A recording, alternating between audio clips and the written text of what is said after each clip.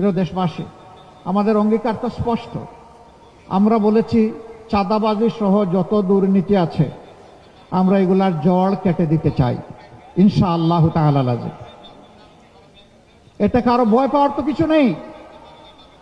যারা চাঁদাবাজি করেন, দুর্নীতি করেন, তাদেরও ভয় পাওয়ার কিছু নেই। আমরা তো এমন একটা সমাজ গড়তে চাচ্ছি যেখানে প্রত্যেকটা নাগরিক তার জীবন, সম্পদ এবং ইজ্জতের নিরাপত্তা ভোগ করবে ইনশাআল্লাহ। এমন হালাল রুজি দিয়ে সম্মানের সাথে সে বেঁচে থাকবে ইনশাআল্লাহ। আপনারাও বেঁচে থাকবেন এই কর্মে যারা এখন জড়িত আছে। ছেড়ে দেন এই অপকর্ম, ছেড়ে দেন, জাতিটাকে আর কষ্ট দিয়েন না। মজলুম ছিলেন, কেন এখন জালিম হতে গেলেন? মজলুম কিভাবে জালিম হয়?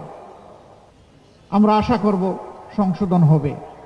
যদি না হয়, আল্লাহ যদি আমাদেরকে সেই সরকারটা গঠন করার তৌফিক দেন, আমরা সতর্ক করব, সংশোধনের সুযোগ দেব।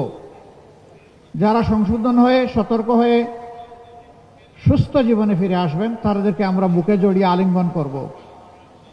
যারা আসবেন না তাদের বিশুদ্ধে আমাদের কোনো মায়া দয়া থাকবে না। আমরা চরম নির্দয় হয়ে সেখানে অবস্থান নেব। 18 কোটি মানুষকে সম্মান করার জন্য নেব।